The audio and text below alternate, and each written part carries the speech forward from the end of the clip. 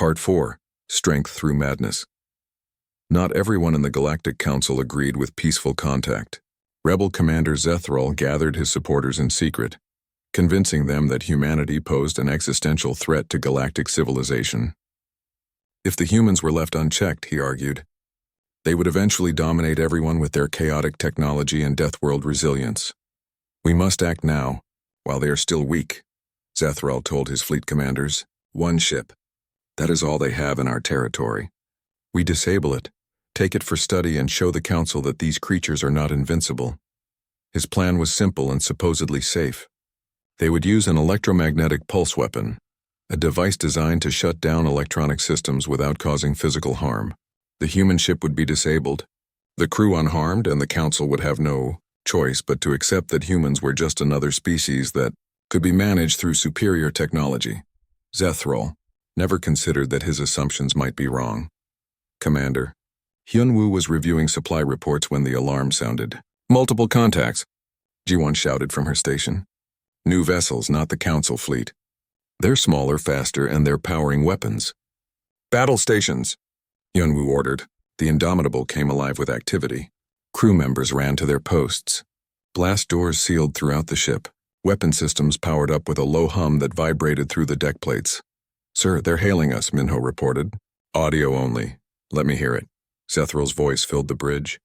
Human vessel, this is Commander Zethral. You will power down your systems and prepare to be boarded. Resist and we will destroy you. You have 30 seconds to comply. Hyunwoo looked at his crew. They looked back at him with determined faces. Nobody spoke. They didn't need to. They all knew what had to happen. Open a channel, Hyunwoo said calmly. Commander Zethral, this is Commander Hyunwoo of the UESS Indomitable. We are on a peaceful mission and have committed no hostile acts. We will not surrender our ship to an armed force. Stand down immediately. 20 seconds, human. Weapons Officer Junho, target their weapon systems, Hyunwoo ordered quietly. Prepare for defensive action only. We fire only if fired upon. Yes, sir, Junho responded, his fingers dancing across his console. Railguns online. Missile tubes loaded. Energy shields at maximum. Zethral's countdown reached 0. Fire!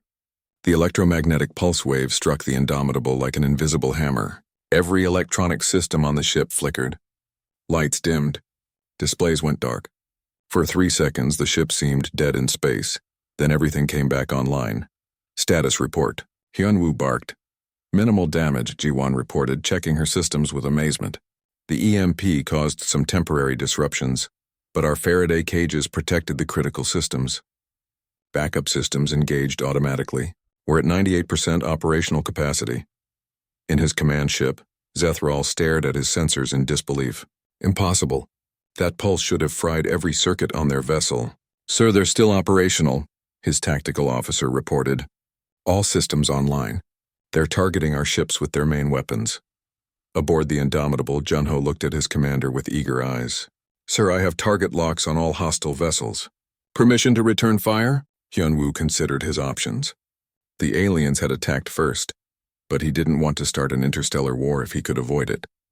Earth had sent him to make friends, not enemies. But his ship and crew were in danger. He had to respond. Fire 1 railgun round, he ordered. Not at them. Between them. Make it a warning shot they'll remember.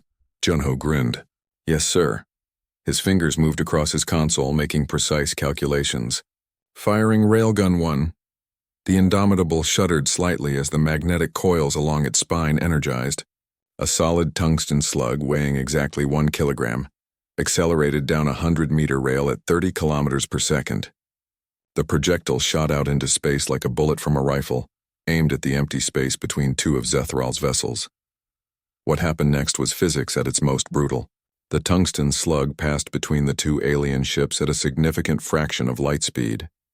The kinetic energy it carried created a shockwave of displaced particles and radiation.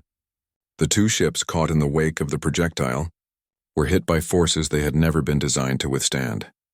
Their shields, meant to deflect energy weapons, did nothing against a purely kinetic shockwave. Their hulls, built light for speed and maneuverability, crumpled like paper. Systems failed across both vessels. A 3rd ship, caught at the edge of the disturbance, lost all power to its engines and went dark. Zetherall watched 3 of his ships become disabled by a single shot that hadn't even hit anything. "What kind of weapon is that?" he whispered. "Kinetic projectile, sir," his tactical officer said, voice shaking. "Simple mass moving at extreme velocity. Our shields don't protect against physical objects. The shockwave alone was enough to overload our systems." "Sir, they're charging another shot," Weapons Control reported. "Multiple barrels this time." Zethril made the fastest decision of his life. "Retreat! All ships, retreat immediately." The rebel fleet scattered, leaving their disabled comrades behind. The Indomitable did not pursue. Hyunwoo had made his point. "Secure from battle stations," he ordered. "Rescue teams, prepare to offer assistance to the disabled vessels. They may have casualties, sir." Yuno looked confused. "They attacked us. Why are we helping them?" "Because that's what humans do," Hyunwoo said simply. "We don't let people die if we can save them, even if they tried to kill us 5 minutes ago." Lieutenant Jiwon finally managed to establish clear communication with the main council fleet. High Arbiter Velshar appeared on the view screen looking deeply concerned. "Commander Hyunwoo, we detected weapons fire." "Are you under attack?" "We were, sir. A rebel faction tried to disable my ship. We defended ourselves with minimal force. 3 of their vessels are damaged, and we're preparing to offer assistance." Velshar's expression shifted from concern to confusion.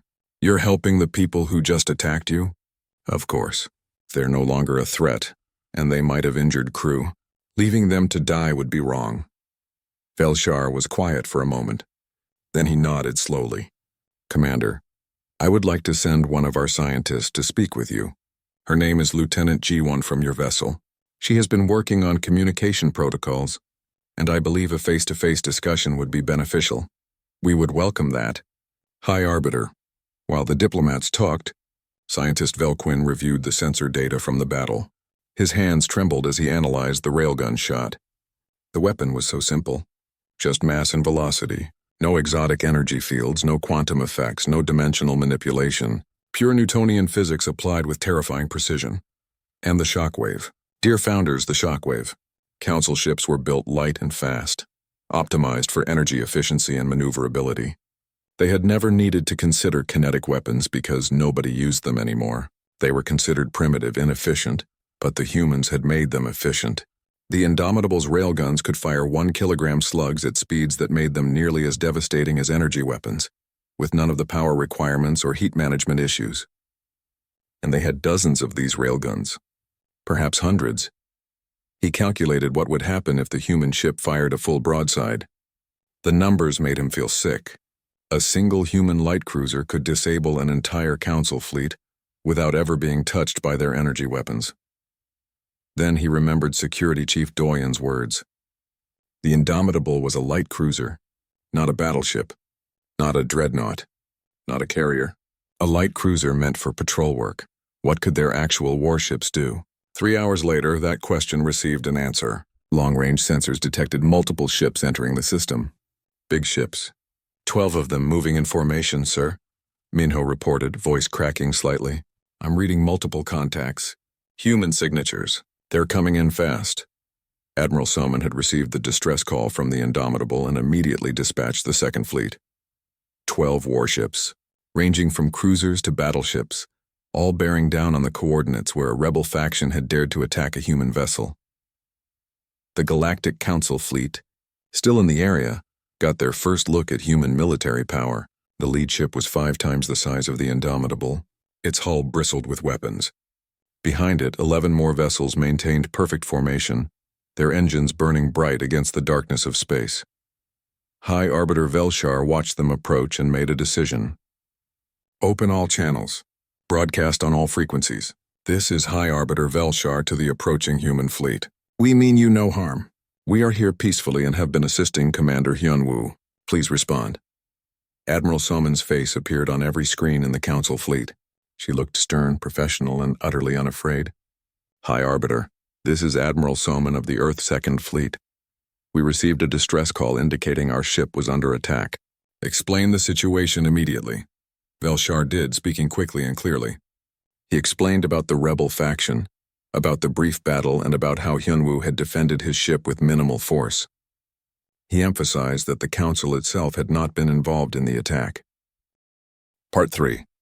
The database of fear. The Galactic Council chamber had not seen this much panic in over 1,000 years. Representatives from 17 star systems filled the circular room, all talking at once.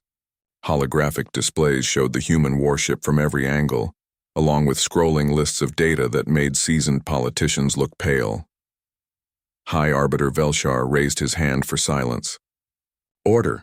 We must approach this situation calmly. Calmly? Councilmember Thexel's voice boomed across the chamber.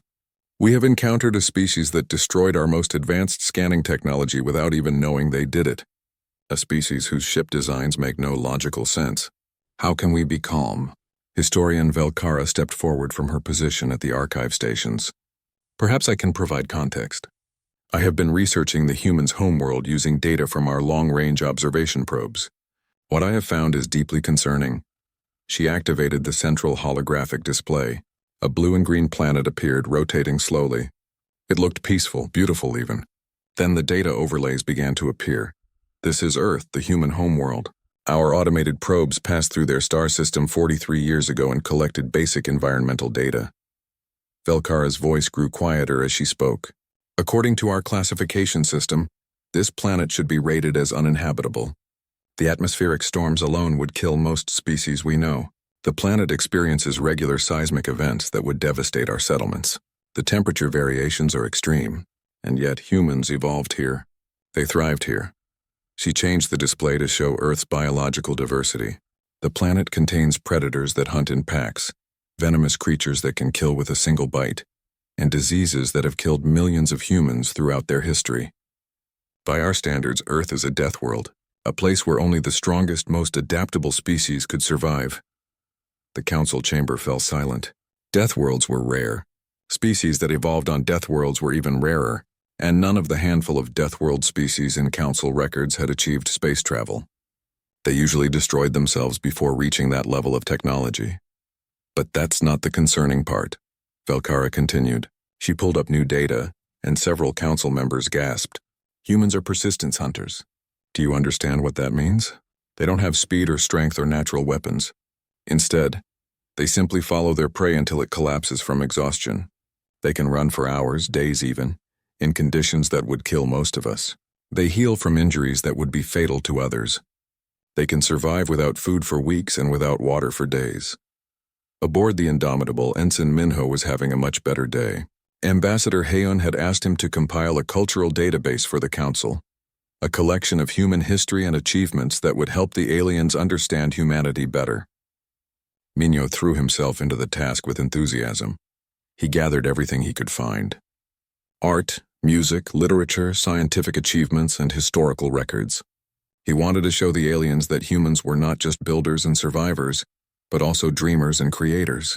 He included images of the pyramids, recordings of Beethoven's symphonies, and copies of humanity's greatest literary works. Then, because he wanted to be thorough, he included historical records.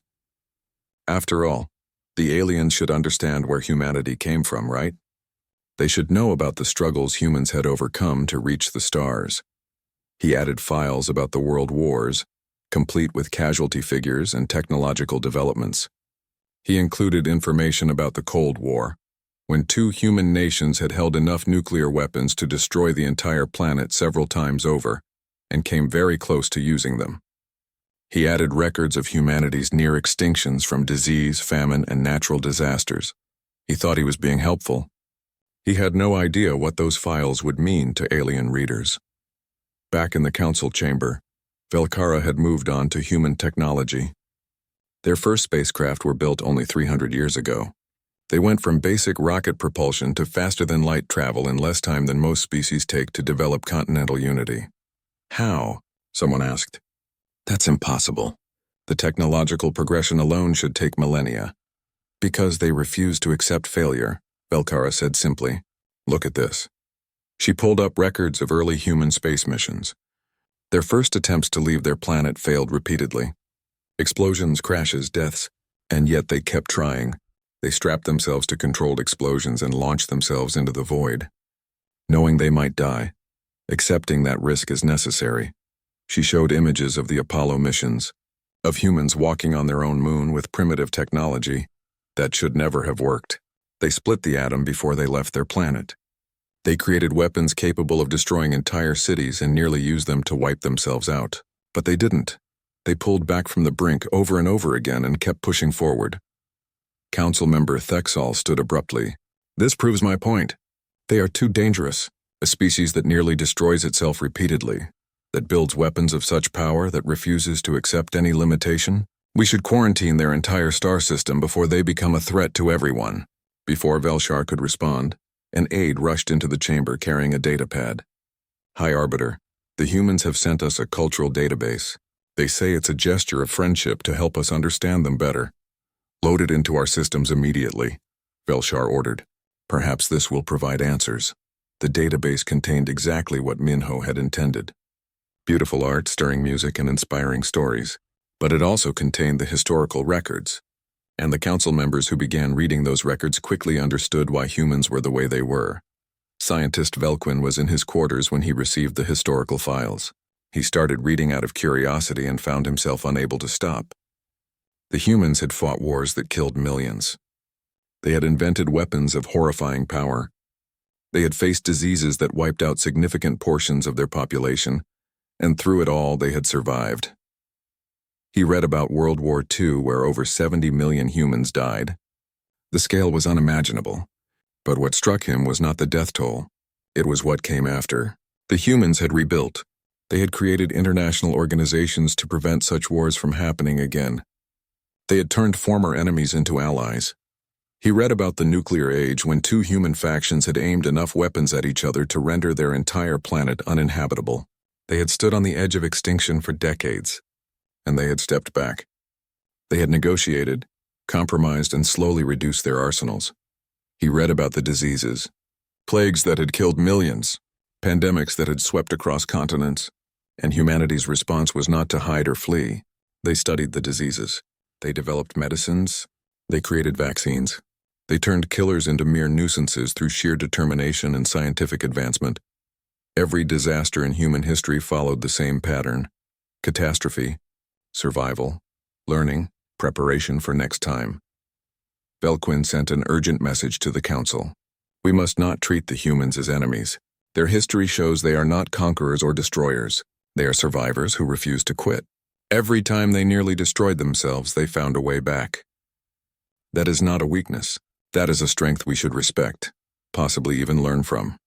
In the council chamber, Security Chief Doyun from the Indomitable appeared via holographic communication.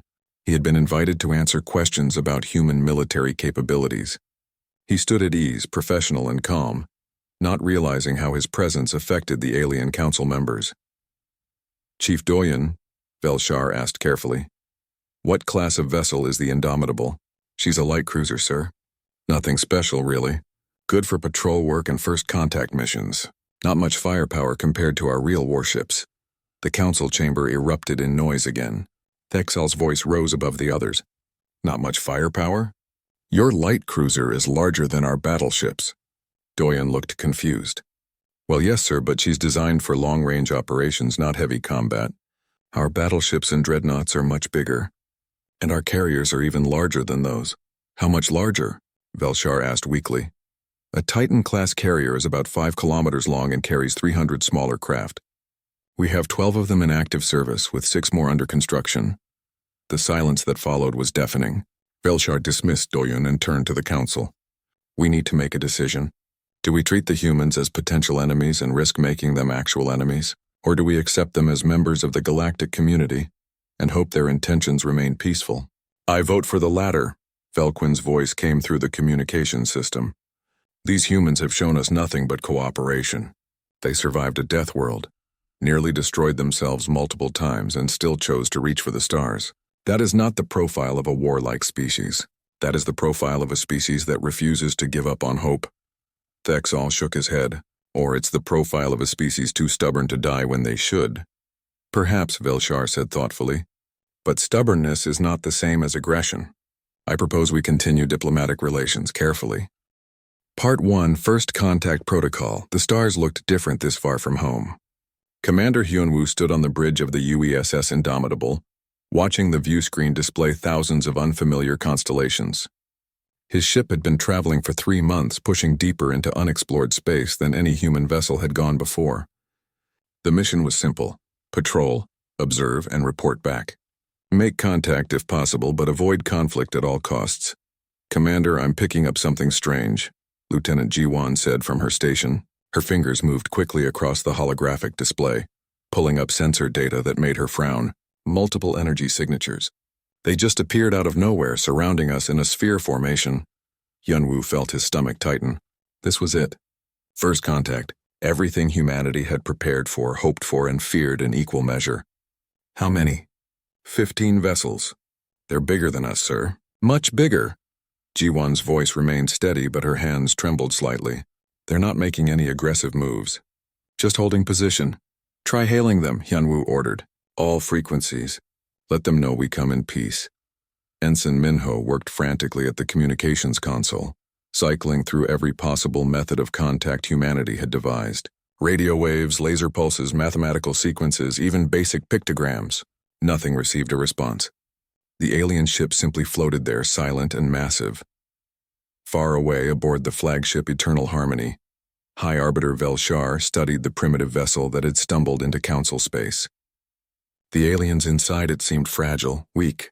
Their ship was small and awkward, built with strange angles and mismatched sections that hurt to look at. Clearly, they were a young species, barely capable of faster-than-light travel.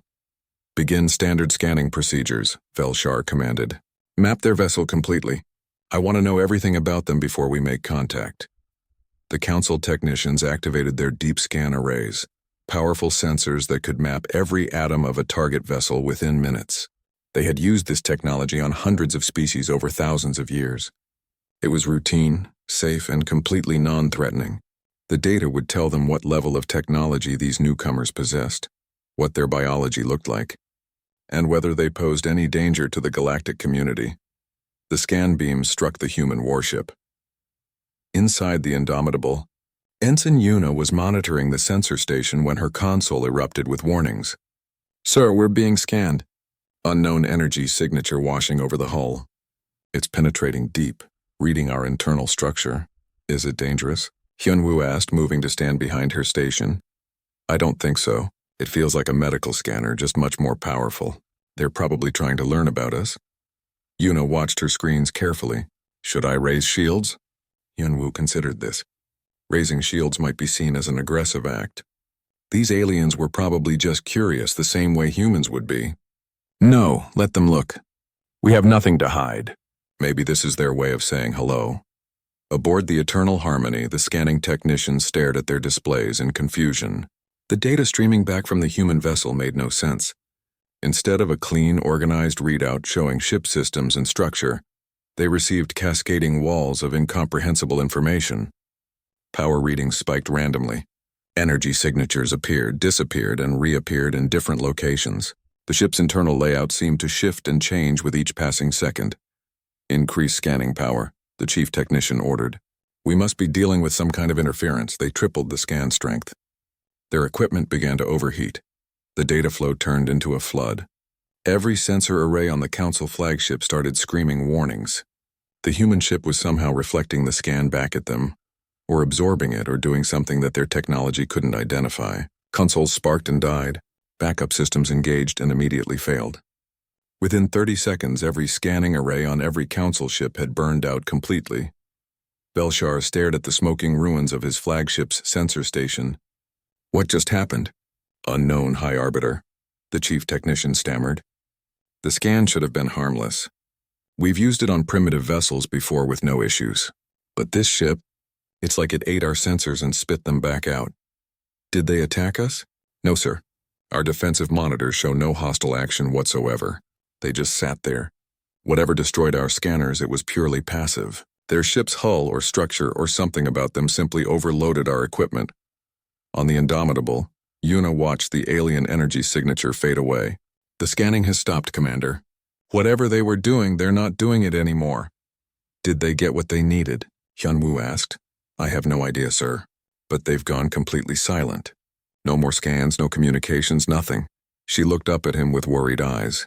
"Did we do something wrong?" Hyunwoo shook his head slowly. "I don't think we did anything at all. G1, keep trying to establish communication. Minho, I want full sensor sweeps of those vessels.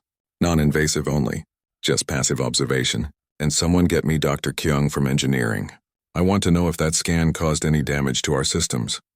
Dr. Kyung arrived on the bridge 5 minutes later, wiping grease from her hands with a dirty rag. You called, Commander?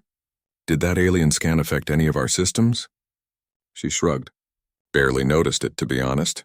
Passed right through the hull like we weren't even here. Might have tickled the reactor shielding a bit, but nothing serious. Why, did something happen? The alien stopped scanning very suddenly, Hyunwoo explained. Then went silent. I'm worried we might have accidentally damaged their equipment somehow. Kyung laughed. Our hull damaged their scanners?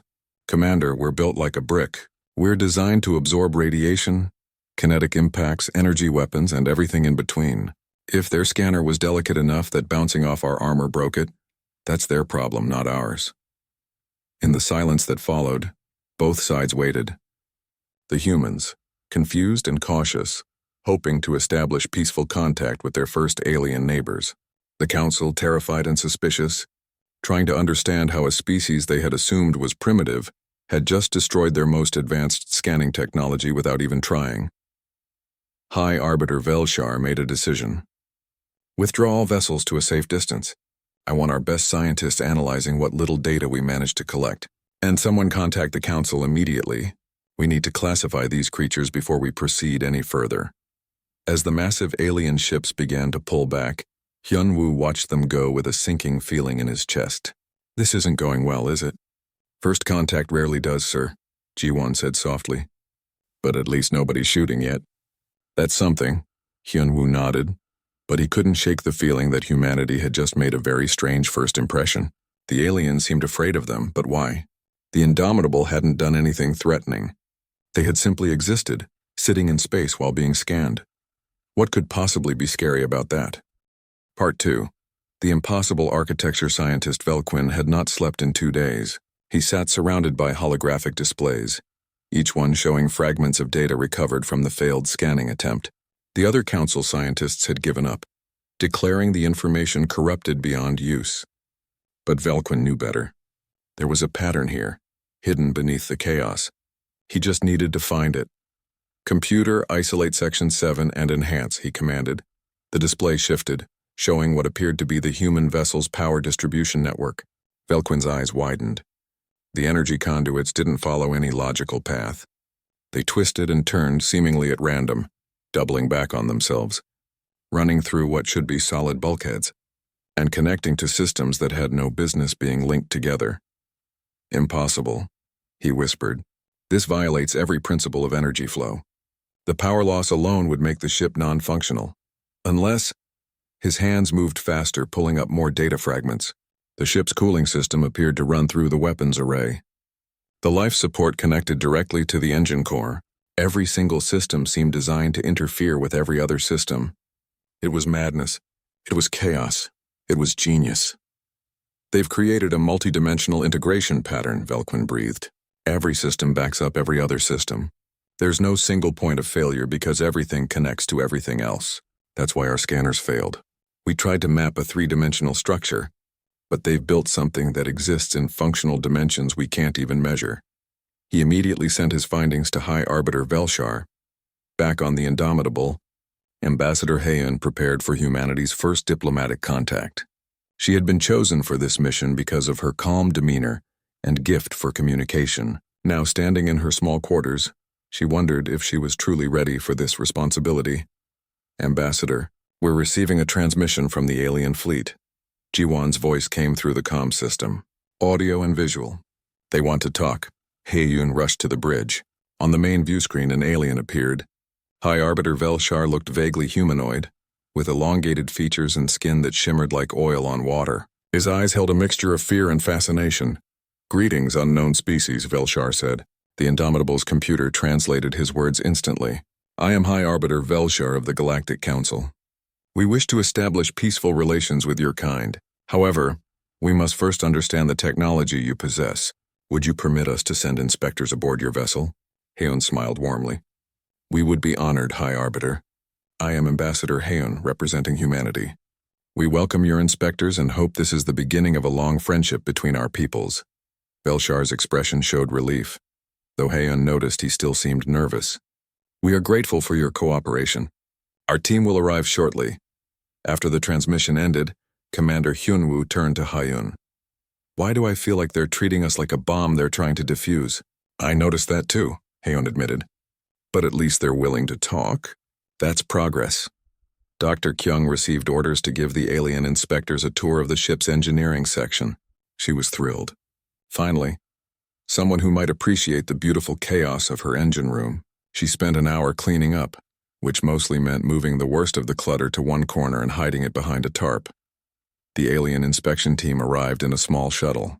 Velquin led the group, accompanied by 3 assistants carrying scanning devices that looked far more delicate than the ones they had used before. They all wore environmental suits as if expecting to encounter hazardous conditions. Welcome aboard the Indomitable, Kyung said cheerfully. I'm Dr. Kyung, Chief Engineer. Ready to see how humans build starships? Velquin nodded slowly. We are very eager to learn. Kyung led them through the corridors toward engineering. The aliens stopped frequently, staring at things that seemed completely ordinary to her. A junction box with exposed wiring, a coolant pipe that had been rerouted around a structural beam using what appeared to be spare parts and metal tape, a sign that read, Caution, panel may bite with a crude drawing of teeth. Is that panel actually dangerous? One of the assistants asked nervously. Oh, that? No, it's just a joke, Kyung laughed. Well, mostly a joke. It does have a nasty habit of giving you a shock if you don't ground yourself first. We've been meaning to fix it, but honestly, it's easier to just remember not to touch it. Velquin made a note on his datapad with trembling hands. They reached the engineering bay, and the aliens froze in the doorway. The massive room was a maze of equipment, pipes, cables, and machinery that seemed to have no organization whatsoever. A fusion reactor hummed steadily in one corner, its safety housing covered with handwritten warning labels in 3 different languages. Next to it, a quantum drive core flickered with barely contained energy, surrounded by what looked like civilian-grade shielding panels held in place with industrial bolts.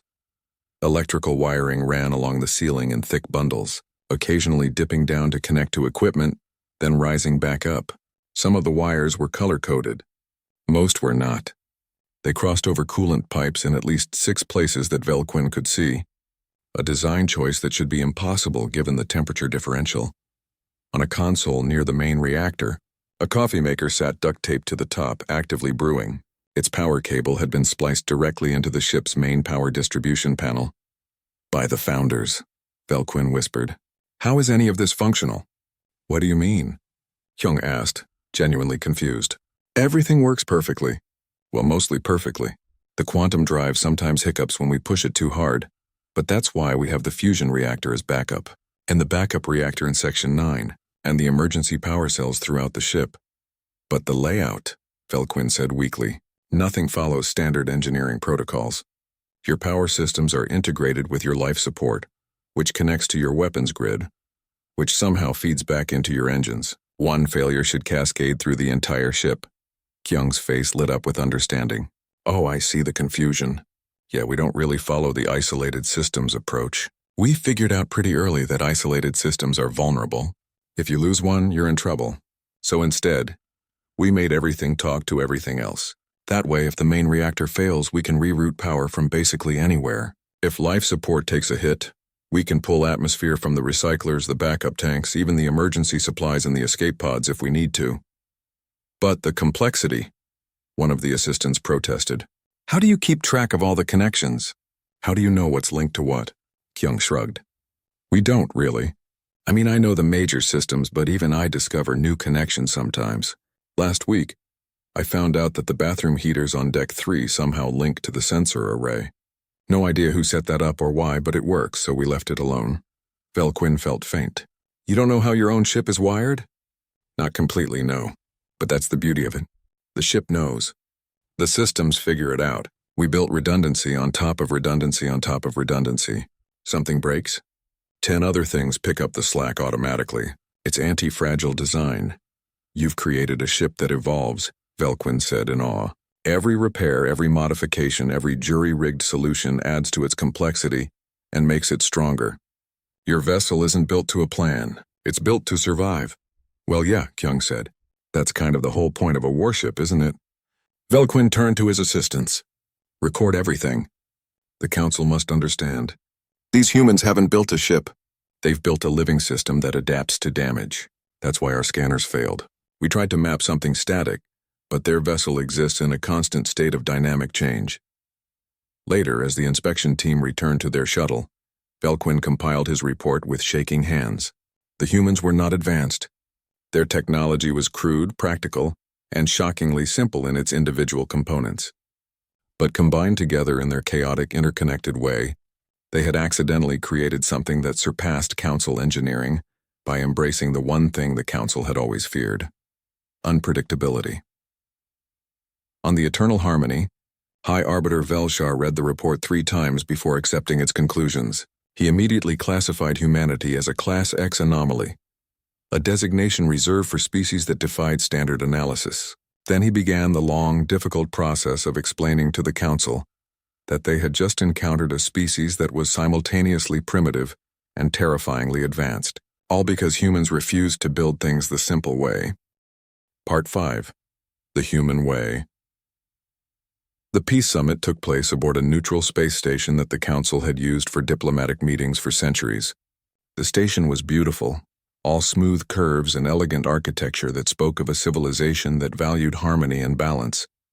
Ambassador Heun found it almost uncomfortably perfect. She sat across from High Arbiter Velshar at a long table made of some kind of crystalline material that glowed softly. Commander Hyunwoo sat beside her, still in his uniform. Around them, Council representatives from multiple species watched with barely hidden nervousness. "Let us begin," Velshar said formally. "Ambassador Heun, Commander Hyunwoo, on behalf of the Galactic Council, I apologize for the attack on your vessel. The rebel faction acted without authorization and has been dealt with. We hope this incident will not prevent our peoples from establishing friendly relations." Heun smiled warmly. "High Arbiter, we understand that every civilization has individuals who act against the common good.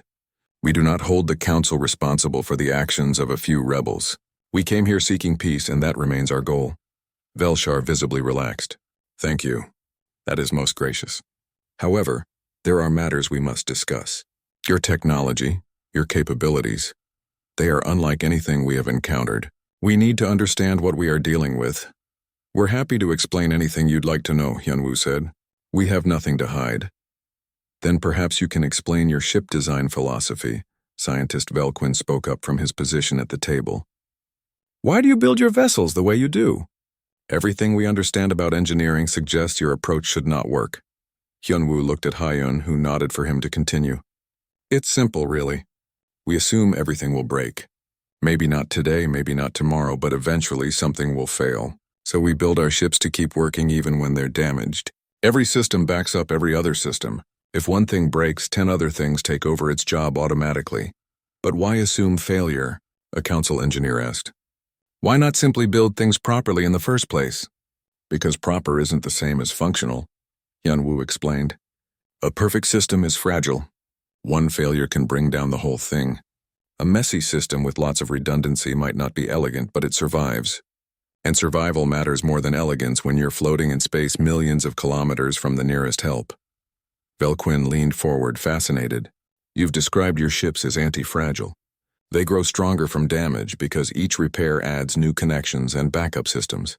Is this intentional?" "Partly," Hyunwoo admitted. "But mostly it's just practical. When something breaks in space, you fix it with whatever you have available. You improvise. You adapt. Over time, the ship becomes this complex web of primary systems, backup systems, and jury-rigged solutions that somehow all work together. I would very much like to see this process in action," Velquin said eagerly. "Would you permit me to observe your crew performing routine maintenance?" "Of course. In fact, why don't we arrange a proper tour? Let me call our chief maintenance technician." Engineer Sunho received the summons while he was elbow-deep in a malfunctioning air recycler. He wiped the grease from his hands, grabbed his tool bag, and headed to the diplomatic meeting. When he arrived and saw the room full of important aliens and senior officers, he almost turned around and left. "Sunho," Hyunwoo called out. "Perfect timing. These folks want to see how we maintain the ship. Can you give them a tour?" Sunho blinked. Sure, Commander. Right now? Right now would be perfect. Sunho led the group of alien scientists and council representatives through the Indomitable's corridors.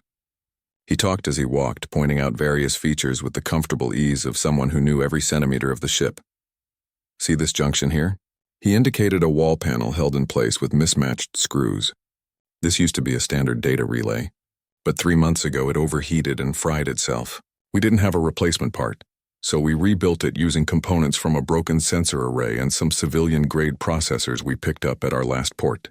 Works better than the original, actually. Runs cooler. One of the council engineers examined the junction closely, but the components are from completely different systems. The power requirements don't match. The data protocol should be incompatible. Should be, yeah, Sunho agreed. But we added a converter here and a power regulator here and it all works out. Is it standard? No. Does it work? Absolutely. They continued through the ship. In one corridor, 3 different repair jobs overlapped. A new pipe had been installed to replace a cracked coolant line. Someone had rerouted power cables around the new pipe, and just yesterday, Sunho had patched a minor hull breach in the same section. All 3 repairs were visible, layered on top of each other like geological strata. This looks messy, Velquin observed, not critically but with genuine curiosity. It is messy, Sunho admitted cheerfully. But see, that's the point. If you make everything clean and hidden, you can't quickly access it when something breaks. This way, everything is visible. I can see exactly what's been done, what might need attention and where all the connections are. It's ugly, but it's honest. They passed through a section where the lighting flickered occasionally. Should we be concerned about that? Felshar asked. No, that's normal, Sunho said. The lights in this section share a power line with the forward sensor array. When the array does a deep scan, it draws extra power and the lights dim a bit. We could fix it by adding a separate power line, but honestly, it's easier to just live with it. The flicker tells us when the sensors are working hard. It's kind of useful, actually. The tour continued to the maintenance bay where Sunho showed them the ship's spare parts inventory. It was organized chaos. Bins of components stacked floor to ceiling, some labeled, some not. Parts from different systems mixed together, tools scattered across workbenches. How do you find anything? A council engineer asked in despair. You learn where everything is, Sunho said with a shrug. Or you look until you find what you need. Or you use something else that works just as well. The important thing is having options. See, your ships probably have exact replacement parts for every system. Very organized, very efficient. But what happens when you run out of a specific part? We return to port for resupply, the engineer admitted. Right, we can't do that. We're months from home. So instead we keep all kinds of parts on hand, even if they're not exact matches. I can make 1,000 different repairs from this room because I'm not limited to using the right part. I can improvise. Velquin was furiously taking notes on his data pad. This is revolutionary. You've created a maintenance philosophy based on adaptability rather than precision. Every technician is essentially an engineer, capable of creating novel solutions to unexpected problems. I guess? Sunho looked confused. We just call it fixing stuff. The final stop on the tour was a small break room near the engine section. Sunho's tools were scattered on a table next to a disassembled coffee maker. Sorry about the mess. I was fixing this when the commander called. You repair beverage dispensers? Velshar asked, surprised. Is that not a low-priority task? Low priority, no way. Coffee is essential. Crew morale depends on it. Besides, machines are machines. If I can fix an engine, I can fix a coffee maker. Same principles, just smaller. He picked up the coffee maker and began reassembling it while talking. His hands moved with practiced confidence, not even looking at what he was doing. The thing about human engineering is that we don't see machines as separate categories. A coffee maker, an engine, a weapons system. They're all just collections of parts that do specific jobs. If you understand the job, you can fix the machine, or modify it, or rebuild it into something else entirely. He finished reassembling the coffee maker and plugged it in. It started brewing immediately, filling the room with a rich aroma. See, good as new. Actually, better than new. I added a better heating element from a busted food warmer. Now it brews faster. Velquin stared at the coffee maker as if it held the secrets of the universe. In a way, it did. This simple act, a technician repairing a beverage dispenser with parts from a different device, improving it in the process, embodied everything that made human engineering both baffling and brilliant. Back at the diplomatic table, the conversation had shifted. Hyun and Velshar discussed the practical aspects of establishing formal relations between humanity and the Council. Trade agreements, communication protocols, territorial boundaries, the standard framework of diplomacy. "There is one thing I must ask," Velshar said carefully. "Your ships are built to withstand catastrophic damage. Your crew trains for scenarios we would consider unsurvivable. Why? What drove humanity to become so resilient?" Hyunwoo considered the question. "Our homeworld taught us that survival isn't guaranteed. Earth is beautiful, but it's also dangerous. Storms, earthquakes, diseases, predators. Our ancestors learned to survive by being tougher than their environment. They learned to adapt, improvise, and never give up no matter how bad things got. We carried those lessons with us to space." "But you've achieved space travel," a council representative said. "You've mastered faster-than-light travel.